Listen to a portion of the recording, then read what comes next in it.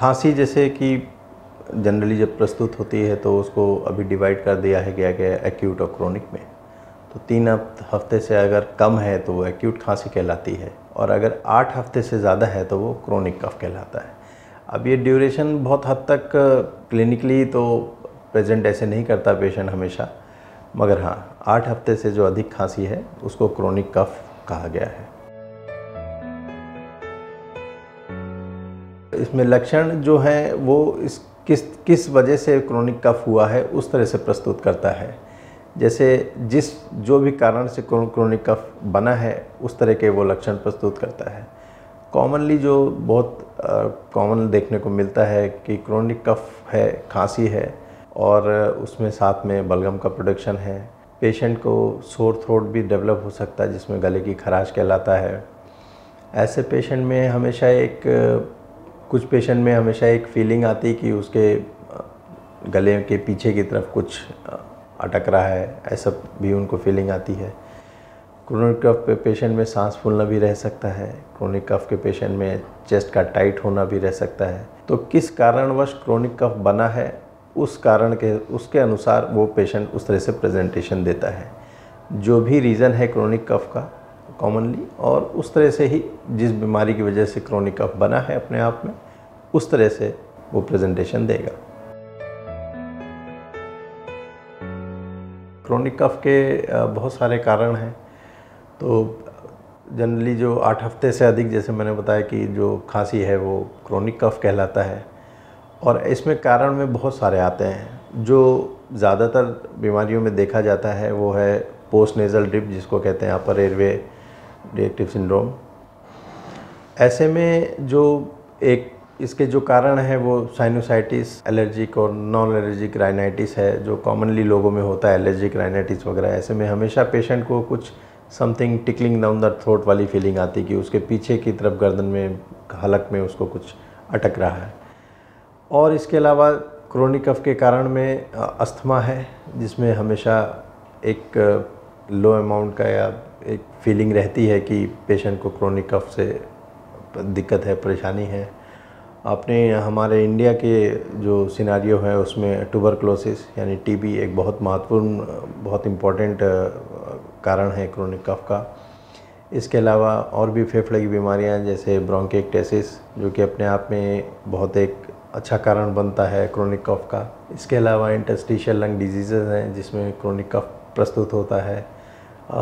कुछ ऐसे pneumonia infections हैं जो कि क्रोनिक कफ की तरह प्रस्तुत होते हैं। इसके अलावा इस्नोफिलिक ब्रोंकाइटिस है। ये सब फेफड़े से रिलेटेड चीज़ें हैं जिसमें क्रोनिक कफ होता है। इसके अलावा एक बीमारी है पेट की जिसको गैस्ट्रोइसोफेजियल रिफ्लक्स डिजीज़ कहते हैं, जिसमें एसिडिटी बनने के संभावना होता है, और ये एक बहुत इम्पॉर्टेंट और बहुत कॉमन कारण है क्रोनिक कफ बनने का। और क्रोनिक कफ में एक चीज़ और विशेषकर ध्यान रखने वाली है, वो ये है कि क्रोनिक कफ एक दवा से भी होता है जो कि बहुत कॉमनली दी जाती है, और ये हाइपरटेंशन में यूज़ की जाती है।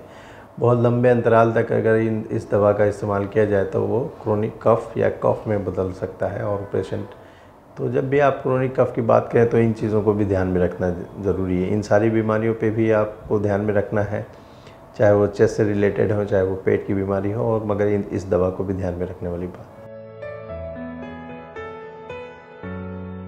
जटिलताएं क्रोनिक कफ से, अब किसी भी तरह की खांसी अगर 8 हफ्ते से अधिक है तो वो जिस भी मरीज़ को है उसको डे टू डे यानी रोज़मर्रा की ज़िंदगी को उसको असर कर रहा है। और चूँकि पेशेंट दिन भर या बहुत ज़्यादा खांसी कर रहा है, बहुत लंबे समय से कर रहा है, तो उसका जो वर्क प्लेस पे जो परफॉर्मेंस है वो सब अफेक्ट हो सकता है, वो सब ग्रसित हो सकता है। पेशेंट की डे टू डे एक्टिविटीज़ यानी डेली की जो दिनचर्या है वो भी ग्रसित हो सकती है। पेशेंट कंप्लेन कर सकता है कि उसको थोड़ा सा कंसंट्रेशन में, क्योंकि वो दिन भर खांसी कर रहा है और इन चीज़ों से अफेक्टेड है, उसको इस तरह के सिम्टम्स आ सकते हैं। बाकी जिस वजह से क्रोनिक कफ बना है, जिस बीमारी की वजह से, और तो उससे रिलेटेड जो भी कॉम्प्लिकेशंस और सिम्टम्स हैं वो भी क्रोनिक कफ प्रेजेंट कर सकता है इसमें। डायग्नोसिस क्रोनिक कफ का कोई बहुत स्ट्रेट फॉरवर्ड नहीं है। जैसे कि क्रोनिक कफ अपने आप में एक ऐसा बीमारी है जिसकी बहुत सारी वजह है। तो किसी भी वजह से क्रोनिक कफ है, आप उस तरह से उसको अप्रोच करेंगे। कॉमनली जैसे हम लोग देखने को मिलता है कि बहुत सारे अनट्रीटेड ट्यूबरकुलोसिस है, टीबी की बीमारी है, बहुत दिन से खांसी कर रहे हैं। तो अगर टीबी का सस्पिशन है इस पेशेंट में या किसी पेशेंट में जो क्रोनिक कफ का कारण है, तो उसमें बलगम की जांच और एक्सरे वगैरह करा सकते हैं। इसी तरह से अगर पोस्ट नेजल ड्रिप की दिक्कत है तो साइनसाइटिस और एलर्जिक राइनाइटिस का ट्रीटमेंट उसको दिया जा सकता है और क्रोनिक कफ को कम किया जा सकता है। इसमें एंटीहिस्टामिनिक्स वगैरह भी प्रिस्क्राइब दिए जाते हैं कॉमनली। एस्थमा है, इस्नोफिलिक ब्रोंकाइटिस है, तो उसमें जो बीमारी क्रोनिक कफ का कारण है, अगर उसको डायरेक्टेड ट्रीटमेंट देंगे तो क्रोनिक कफ को हम लोग सॉल्व कर सकते हैं। क्रोनिक कफ की डायग्नोसिस भी स्ट्रेट फॉरवर्ड नहीं है। आपको सबसे पहले ये पहचान करनी है कि क्रोनिक कफ किस कारणवश हो रहा है या किस बीमारी से रिलेटेड है या किस बीमारी के कारण हो रहा है। आपको उस बीमारी को डायग्नोस करना है या उस बीमारी तक का सस्पिशन रखना है और उसके अनुसार आपको डायग्नोस्टिक टेस्ट ऑर्डर करने हैं। जैसे कि ट्यूबरकुलोसिस अगर है तो आप स्पुटम यानी बलगम का एग्जामिनेशन कराएंगे और एक्सरे कराएंगे। और भी तमाम टेस्ट हैं जो इसमें हम लोग ट्यूबरकुलोसिस रिलेटेड करा सकते हैं और उसको डायग्नोस करके उसको ट्रीट करके क्रोनिक कफ को सॉल्व किया जा सकता है। तो कॉमन जो टेस्ट हैं क्रोनिक कफ से रिलेटेड मरीज़ों में, वो सबसे पहले तो आप एक्सरे की बात करते हैं कि आप एक्सरे ऑर्डर करेंगे ऐसे पेशेंट में।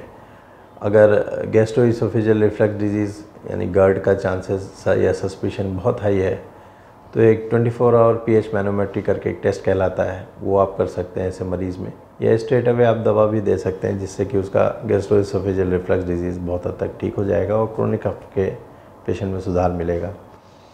अगर अस्थमा की बात करें या अन्य रेस्पिरेटरी प्रॉब्लम से रेस्पिरेटरी इलनेसेस की बात करें तो पल्मोनरी फंक्शन टेस्ट या पीएफटी बहुत इंपॉर्टेंट एक डायग्नोसिस में ऐड करता है और हेल्प करता है डायग्नोसिस बनाने में। तो पल्मोनरी फंक्शन टेस्ट या स्पायरोमेट्री करा के भी क्रोनिक कफ की समस्या को डायग्नोस किया जा सकता है। और बहुत विशेषकर जो टेस्ट हैं वो एक चेस्ट का सीटी है, चाहे वो कंट्रास्ट एनहांस्ड हो या HRCT हो, जिसमें हम चेस्ट में अगर एक्सरे में कुछ चीज़ें नहीं समझ में आती हैं और नहीं पकड़ में आती हैं और सस्पिशन हाई है तो आप CECT या HRCT को ऑर्डर कर सकते हैं। और आज के दौर में इंटरवेंशन पल्मोनोलॉजी का बहुत ज़्यादा स्कोप है, तो ऐसे में ब्रोंकोस्कोपी, जैसे कि पेट के लिए एंडोस्कोपी होती है, लंग्स के लिए ब्रोंकोस्कोपी होती है, तो ब्रोंकोस्कोपी को करके हम बहुत सारी चीज़ों को डायग्नोस कर सकते हैं जो कि क्रोनिक कफ का कारण बनती हैं। तो इस पूरे एल्गोरिदम को ध्यान में रखते हुए हम लोग क्रोनिक कफ को चेस कर सकते हैं, उसको डायग्नोस कर सकते हैं और उसके डायग्नोसिस के अनुसार उसको पर्टिकुलर ट्रीटमेंट दे सकते हैं। जो भी कारण है क्रोनिक कफ का, पुरानी खांसी का, हमको उसको पहचानना होगा, उसको ढूंढना होगा, उसको फाइंड आउट करना होगा, उसके हिसाब से हमको उसको ट्रीटमेंट देना है। टीबी की मैंने बात किया, अस्थमा की मैंने बात की, और भी बहुत सारी वजह हैं। फॉर एग्जांपल पेशेंट को लंग कैंसर हो सकता है जो कि उसके क्रोनिक कफ का कारण बन सकता है। अब स्मोकिंग एक कॉमन फैक्टर है जो कि क्रोनिक कफ करा सकता है, तो पेशेंट से अनुरोध करेंगे कि वो स्मोकिंग ना करे। इसके अलावा बहुत सारे ऑक्यूपेशनल डिसऑर्डर है, यानी वर्क प्लेस पे एक्सपोजर जो है उसकी वजह से क्रोनिक कफ है। तो पेशेंट को ऐसे में आप ये एडवाइस कर सकते हैं कि वो अपना काम करने के स्थान को चेंज करे या प्रॉपर जो प्रोटेक्शन है वो यूज़ करे, जैसे कि मास्क वगैरह यूज़ करेंगे। तो ट्रीटमेंट के साथ साथ इस तरह से प्रिवेंशन भी क्रोनिक कफ के पेशेंट को हम लोग एडवाइस कर सकते हैं। जिस कारणवश जिस बीमारी की वजह से क्रोनिक कफ बना है, पहली जगह पे गैस्ट्रोइसोफेजियल रिफ्लक्स डिजीज़ की बात कर लीजिए तो ऐसे मरीज़ को हम लोग PPI खाली पेट खाने वाले कैप्सूल्स वगैरह दे सकते हैं, जिससे कि उसका गैस्ट्रोइसोफेजियल रिफ्लक्स ठीक हो जाएगा और वो अंततः क्रोनिक कफ ठीक हो जाएगा। और अगर ACE इनहिबिटर्स या एंजियोटेंसिन इनहिबिटर्स की वजह से क्रोनिक कफ है और बहुत लंबे समय से वो पेशेंट इसके लिए ले रहा है, तो आप उसको चेंज करके दूसरी तरह की एंटी हाइपरटेंसिव मेडिसिन दे सकते हैं, जिससे कि उसका क्रोनिक कफ ठीक हो सकता है। तो जिस समस्या से क्रोनिक कफ बना है, आपको गोल डायरेक्टेड ट्रीटमेंट उसी समस्या पर देना है और क्रोनिक कफ जो भी है, पुरानी खांसी, इस तरह से ठीक हो जाएगी। इसका रोकथाम में जो इम्पोर्टेंट चीज़ है वो यही है कि जैसे कोई स्मोकर है तो उसको स्मोकिंग से रोक सकते हैं। आप उसको प्रेरित कीजिए कि वो अपना स्मोकिंग को छोड़े, जो कि क्रोनिक कफ से उसको बचाएगा।